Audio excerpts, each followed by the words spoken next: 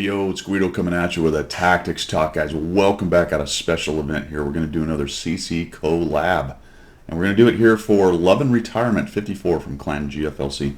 Sent me this replay, is asking for help with his Hellcat on Berlin. I thought this would be a great one for a CC collab. As of right now, we've got 0-3 mark legend and 4 free. There may be more. I'll try to make sure I put the links down in the description as to what other videos are done on this same replay. Try to get him at least 3, hopefully more looks at his replay and give him some help. So he sent me a note, said here's a replay from the account I created for your CC challenge. That's the current competition for CCs. Each of us have a code, and if you create new accounts, then they will count up how many new accounts were created, and the one with the most, the CC with the most, will end up with a new Alienware computer, which is pretty cool. That aside, that's where this came from, at least this particular account. Picked the Hellcat for his Tier 6 Tech Tree tank. That's a good choice. It's a good tank for that. Replay from a match on Berlin. Berlin is a new map, so we're going to take a look at some things about Berlin that I've learned along the way. Could review and provide some help. He says, synopsis. Spawned in the northwest. That is correct, or maybe the west. I guess they are in the northwest, aren't they? The cap's in the west. There you go. Push down the one line southwest corner. Seems to me that pushing from the south seems to bring good results, so we'll talk about that a little bit. That's the south part of the map, which is more open, and it's more TD scout friendly-ish and some medium kind of ideas. After setting up, our T-50-2 was scouting. Inlet at T-37, I got one shot in. Was waiting for the T-37 to crest hill again. T-50-2 took him out, and I moved up. Along with the T-50-2 and Tiger 1, pushed east. I think could have been more aggressive here, not sure. Had 4 kills, the final being KV-2. I tried to ram. That's always fantastic. Ram didn't kill him, but my shot afterwards did. All right, so let's take a look at this. We've loaded in. We're in a Tier 6 and 7 battle, like you said, on the west side of the map on Berlin. The south side tends to be more open and is probably more friendly to TDs and light tanks traditionally, / mediums. Assault TDs can still do good work up in the north if they've got some armor. That brawl zone right here, that's just south of the river, has a lot of nooks and crannies and places for highly and heavily armored tanks like heavies and such to work. Mediums can work here as well. The north is interesting. It can be locked down by not very many tanks. Plus, if you have artillery, it can be very difficult to push. If one team or the other fails to put somebody there, fast tanks can squeeze around through there pretty quickly and cause havoc on the arty and things in the backfield. That's very unusual, and if you sell out on that early, you may just run into 2 or 3 tanks, get locked down yourself, or deleted. So it is very tempting because it does look like a short path right into the backfield, and it is, but it's very difficult to do if they're guarding it in any fashion whatsoever. So you're going to get maybe some guys camping along here. You're going to get a brawl going on here. You'll get some people trying to work around this bunker in the middle, and then you've got the lights and the mediums and TDs down here in the south attempting to work this open field, flank, and come back from the south to the north, depending on which side. That's just a general synopsis. One of the cool things about this map is you've got these ditches right here, which does allow tanks to get in and move back and forth. There are a few bushes along the way. There's some sniper positions for TDs. There's bushes along the south edge, which is where Lovinretirement's going to go, and we'll talk about that when we get there. So there is some amount of freedom of movement for faster and camo tanks to move around and get into interesting positions. So we'll go ahead and get started on this, and that is where Lovinretirement starts to head out. So he's going to go down to the south. What we're going to talk about from my analysis on this is early positioning. Generally, I think he's going to the right place. Let's talk about where he goes when he gets there. We're going to talk about early positioning. We're going to talk about follow-up, assessing what's going on in your local area, and then assessing what's going on in the larger picture of the match, because towards the end there's going to be an interesting situation that happens, and we're going to talk a bit about that, because that situation that we're going to talk about at the end is one of the biggest mistakes that I see players, especially new players, make, and it's the one thing, if they could change and work on, would probably increase their win rate by the most. Anyone who's watched my channel will probably know what I'm going to talk about. But we'll go ahead and just get started with initial positioning. All right, I don't love this. I don't love this. This is a new map. I like where you went. I don't love this position. However, you don't have a lot of support right now, and you were the first here. So it might be a good decision very early, but I would look to move up to that next line of bushes, and I might even try to get there firstest. I might even try to get there first. There's also the option to go where the T50-2 is with a TD, but that is a little bit tricky. You're going to have to use the bushes carefully, and there are some openings, plus the little berm things there. These dudes right here are not that tall, and this tank is pretty tall, so if you get in behind those, you may be spotted anyway. There's an opening right there in the bush, so it's not easy to use, especially for a tall TD, and you may have learned that earlier, which is why you're not there. That's a more aggressive position. Can be tricky for a very soft tank like the Hellcat. For my money, I go here, but I have used these a couple times in the recent past, and it has a lot of the same issues. That position has a lot of the same issues that the little berm does, because the bushes aren't uniform. There's openings in them, and they're at a weird angle, and depending on where the enemy scouts go, there are some line of sight issues you can get into. All right, so I think from my aggressive play standpoint, I'd be where the T50-2 is, or up on the right. Probably up on the right here, straight ahead, because there's nobody there. However, from a more careful, considered standpoint, this is not bad initially. All right, so we'll talk about it as we go. You get set up. The thing about those bushes up there is you can get jumped on pretty quickly. If a bunch of their fast tanks showed up, if they decided to make an aggressive push on the south part of the map, you can get gobbled up right there pretty quickly, and you also suffer side shots from the middle of the map in the ditches and things like that, because you can see it's higher ground. So maybe not a bad idea. Now the T-37's moving in, so he did not get super aggressive. He was probably sitting in the back somewhere, moving around a bit, or hiding in a bush, seeing what he could see, and he's decided to move up because he wasn't spotted. You have a pretty good force down here. You got a Tiger 1, a Su-100, a T-50-2. The Jackson is sort of in position. I'm not really sure what his plan is. And the P-43, I guess, is staring at the bunker. So you have a really pretty passive team over here in the south. In the north, the brawl's happening. You can see the 3045 has gone up to that position to stop anyone from coming straight through. The problem with that is he may not have a lot to play with over there, so to speak. All right, here comes the 37. Nice job. I would have courtesy backed up on that shot immediately, just assumed I might get spotted. It looked like it was maybe double bush, or at least enough bush, so to speak, there, but that was a little tricky. So you get the shot and you punish that guy. Now, and then the Comet gets punished. Now I start thinking about, all right, fantastic, couple near dead guys. That's a slight advantage over here. They haven't really wrecked any of our dudes over here. Maybe it's time for me to start moving for some map control, a little bit more vision, and we can maybe finish these guys off. Also note that their Hellcat is up in the north, so he's not going to be sitting in a bush back here. You're looking really for the JPZ and the Nashorn to be the two things to worry about from bushes that you, other than obviously mediums and other things that might be camping in the back. The Comet's hurt, the T-37 is hurt, and wouldn't you just love to have moved up there and got into those bushes and maybe done the 15-meter thing and blapped one of those guys, right? There is a little low spot. See, they're kind of trapped. There is an open low spot between their bushes, which are about right here, and your bushes, which are about right here, that is difficult to get out of. There's a little rise, some debris or something, a hill, a little tiny hill, and people will hide behind it, but it's very difficult to completely disappear behind it. Then the T-50-2 goes raging in and just starts owning these guys. And wouldn't you have loved to have been up there to get some of those hit points? All right, so when you ask the question, what could I have done better? Initial positioning, I liked. It was more careful than I would have been. Maybe even it was good because the T-37 did come up here and might have got you lit. But if you'd have moved up a little bit sooner, we might have been able to take these guys out earlier. And the sooner you kill one tank, the faster you can start moving on to the next tank. I would have courtesy backed up immediately right there. You don't know. I'm very surprised you didn't get spotted. If I have any doubt, I'm going to start moving for cover immediately after I fire until it's proven that the Sixth Sense will not go off. So we've killed two important tanks. The Comet and the 37 are gone, and now we find the Skirta, and he is way over here. The T-50-2 is kind of selling out to try to get you guys some lights, and we're just going to kind of sit back here.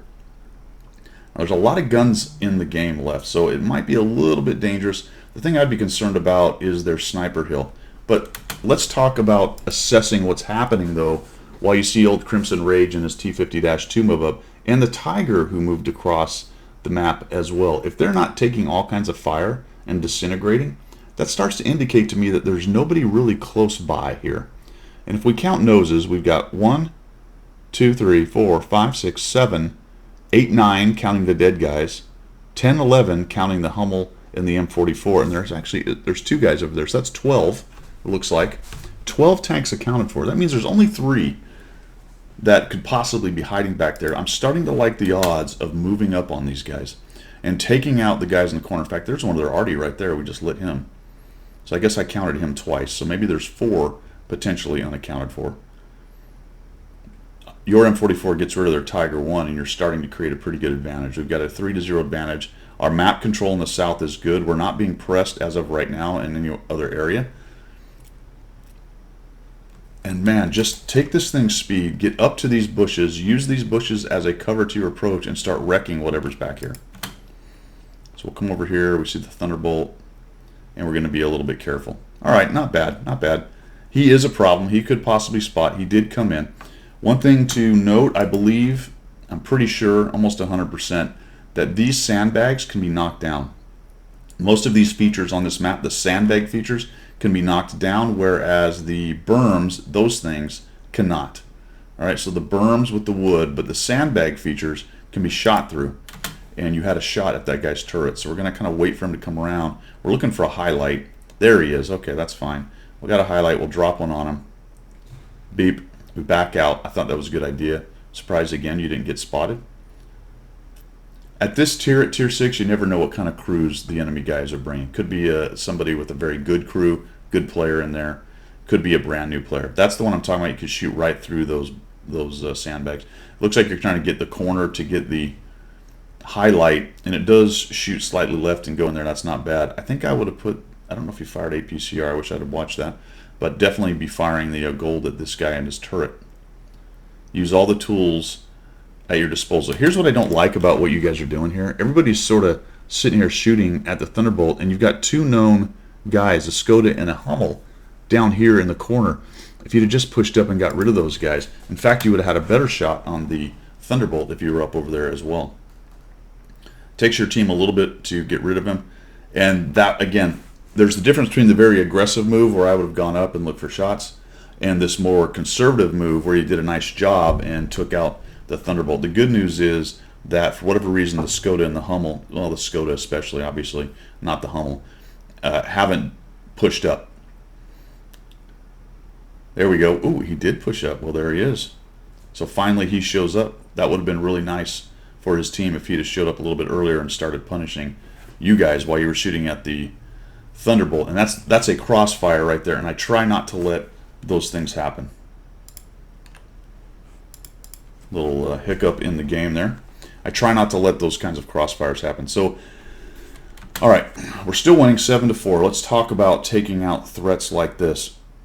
We need to get rid of this guy. This guy's providing view range, providing spotting for the southern end of the map. The north is struggling a little bit. Looks like it's starting to lose.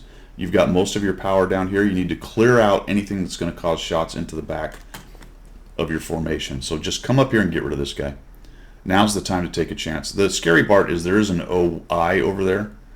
I'm kind of struggling to find this dude. Just scoot up and get him, man. Just scoot up and get that guy. There's the Hummel. Another thing to think about while you're doing this, and it looks like where'd the Tiger go? Did he die? What happened? Oh, there's Mr. Tiger. One of the reasons I zoom out and look around me a lot, checking 6, checking other places on the map, is I want to know what my team is doing, because it will inform me as to what I can do. One of the things about taking on guys like this is if you have multiple of you pushing him, they can't shoot all of you, right? This is why when people push one by one, it drives good players so crazy. Because one guy will go in and the others will sit there and rock back and forth and oh my gosh, and then that guy will disintegrate, and then the second guy will go, oh my gosh, we got to do something, and he'll go, but the third guy waits. If you all go, then you share the hit point load. They can't kill all of you. The Tiger 1's already in there, and that's why I say zoom out, because I'm a Hellcat and I go, ooh, I don't want to get disintegrated. But you know what? All those hit points in that Tiger and that big gun have pushed. Just come up and over and take these dudes down. Just make them go away.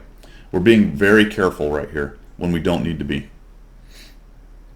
There's a difference between careful aggression and being too careful. And we're in the too careful mode. There we go. Finally get rid of that guy. But it worked out, right? The 50-2 is clearly not going to go rage in unless he can get by somebody because he's on a one-shot. But once the Tiger 1 went in there, you guys had it done. You had it made. All right, so I talked about the North was having a problem, and it's kind of collapsing right now. So let's see how this develops as we sort of push into the back. When you win your flank, we're going to go to that thing I said we were going to talk about. Your T-29 just died. That's a big deal. When you win your flank, and now your KV-2, sorry, your KV-2 killed their T-29. Now your KV-2 dies, which was the only thing left in the North. I'm going to lay it out there, one of the greatest truths of this game, if you are a 50% player or lower. If you simply mechanically win your flank and then go back to your cap, you will raise your win rate. I absolutely 100% guarantee it. Stop pushing into caps when your cap is threatened. Stop pushing into hidden TDs or enemy teams that have fallen back to their cap with your low hit point crew while your cap or other flanks are threatened. Stop doing it, and I promise you, you will raise your win rate. Once you get to about 55%, you're probably doing that, and it becomes a more nuanced thing. Because at 55%, now you're talking about sometimes you're going to sneak wins. You don't always go to back to cap. Sometimes you go to the other flank. Sometimes you hold. There's many other nuances involved. However, if you are a newer player and you're rocking that 50 to sub 50% win rate, if you simply mechanically win your flank, go back to cap, you're going to raise your win rate. I absolutely guarantee it. It's a 100% winner. It really is. You can start then to start learning. You can start then learning what the nuances are of maybe I don't go all the way back to cap. I go to certain spots, or I flex over to the other flank. There's other things involved there. I'm not telling you it's the only way you play the game, but holy cow, is it one of the greatest truths of this game. So I want you to watch this develop, because we're all down here in the southeast of the map. There's a Super Hellcat getting near our cap over here. And you're a nice fast tank. This is one of the better tanks for flexing back to cap and decapping. So we're just going to kind of push in here. Uh-oh, there he is. The alarm's going off. Really, the only way this enemy team has to win right now, the best way this enemy team has to win right now, is to steal a cap win from you. Maybe the KV-2 jumps on there. Maybe the Jag Panzer IV has been sneaking around and he jumps on there. If they put 2 or 3 guys on there, you guys are hard-pressed to win if somebody's not already going back to cap. And that's the thing. That's how people steal wins, because your whole team is pushing into their cap. Now, if 3 of you jumped on cap, now it's a cap war. But that is less of an advantage than you going back, because in a cap war, even if you outnumber them, it just takes one of their guys coming back and decapping you. Maybe getting a little bit lucky in there, some RNG works for them, goes against you. All of a sudden, your 10-5 lead is defeated by a cap. So when I say go back, I'm saying there's no better person than you, Lovinretirement, to be that guy. Not only because you're a fast tank, but just because in general, when you're playing this game, don't trust your team to do it. All right, and I'm not one of these use your team as a meat shield and never trust them and it's a 1v29. What I'm saying is if you want it done, do it yourself. If you want it done, do it yourself. Start heading back. If you had simply gone back towards their cap, you'd already be there.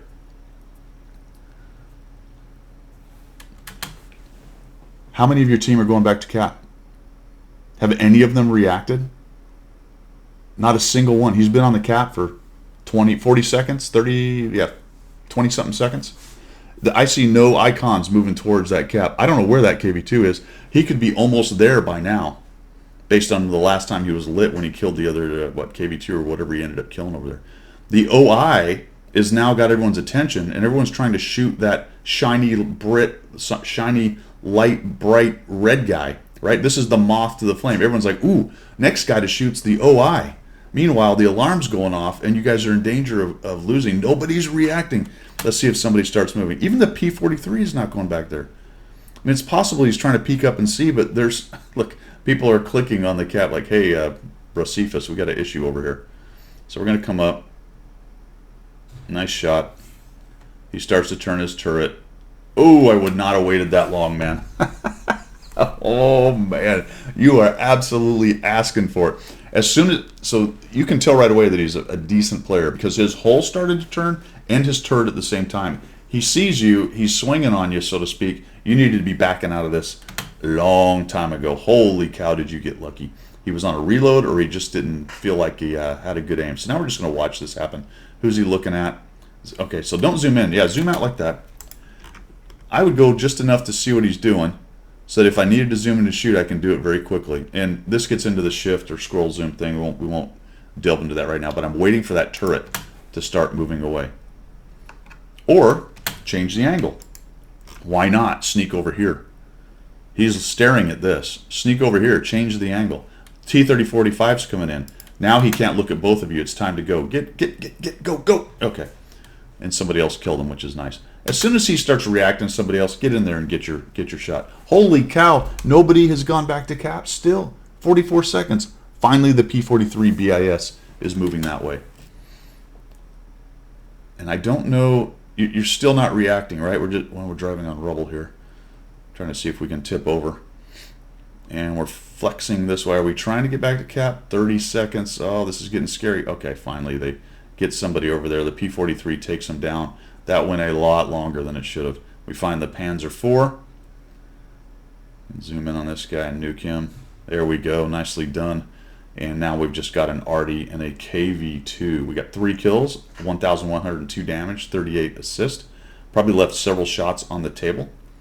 Could easily be a 14 to 1,800 damage game with a little bit more aggression. The KV-2, oh, that was early. I would have waited for that fully zoom. He's not paying attention to you. That's another discussion about what the turret's doing. As soon as he starts looking at you, you need to get out of there. I would be very careful, though, about parking in open roads like that. It was going to be hard for you to grab cover if he decided he did want to shoot you. I do that too, especially late game. You just want to get a shot. And it looks like the KV-2 ram is coming. We're going to take our 840 hit points or whatever it is of the Hellcat and try to ram the KV-2. Here we go. Kill him. Well, you did kill him with the ram. I don't know. Yeah, you didn't shoot him. You killed him with the ram. 242, right? I don't see a shot of damage in there. You did, wait a minute, he did 242 to you. You did 83. Yeah, I think you did the damage. I think you took him out with the ram. Could be wrong. Oh, no. Did we do no damage to him? I don't know. The thing is, you killed him. I've had a hard time interpreting that. You took 242, but it looks like the shot killed him. Maybe you did nothing to him. That's pretty funny. You had an ally. How does an ally drown at this part of the game? Where was the 3045 that he? Oh, he tried to. I don't know why he went off that. Trying to get a shot on the KV-2, I guess. Maybe he was trying to go over and shoot him as he fell in. I don't know. Yeah, Arties are always in this little back pit right here. I would have gone straight for that. You sort of wander around a bit. Come in here and see, but he ran off. He's actually over on that other side now. Moved over to your Arty position. Not bad. I would just start W'ing towards him. I would never give up. Never, ever, ever give up. Keep trucking. You never know. He may live. In fact, there's not many guys very close. Tiger's kind of slow.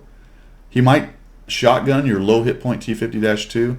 I don't know what the P-43 BIS is doing. Is he going? Yep, he's moving towards it. There you go. So the M44 ended up killing him. Still, though, clearly you did not got to the hit points, but I always W towards the hit points. Always, always, always, always. And it goes back to I just don't want anything weird to happen so that the enemy team wins, so that the red team wins, right? I'm always of the mindset that I have to do everything, all right? Even if objectively I cannot, or the end plate shows that I did not, I'm always of that mindset that I am going to do it, right? All right, man, nice game, 1,185, 230 assists. We got 4 kills and a nice little win on Berlin. We talked a lot about positioning early, about a more careful position like you put, a more aggressive, some of the pros and cons of those things, because I'm not saying either one is the perfect solution. You have to assess the team and what's going on. You also have to know your own skills. So you chose a little careful. I think I would have got up a little bit sooner. That's where I'm talking about maybe some more hit points would have come your way, some more damage if you'd have been slightly more aggressive. That early to mid-game position when you were cleaning out the south, you could have gobbled up a few more of those. I would have headed straight back to take out the Hellcat that was on your cap, just to make sure no weird fast cap situation happens, and it's just flowing from there to all the next hit points. But I hope that helps with your Hellcat Tier 6 American turreted TD. Enjoy the videos from 0 and for free. Hopefully there's more as well. I'm going to ping everybody again. I'm doing this video the week before because I'll be on vacation the week that this thing comes out.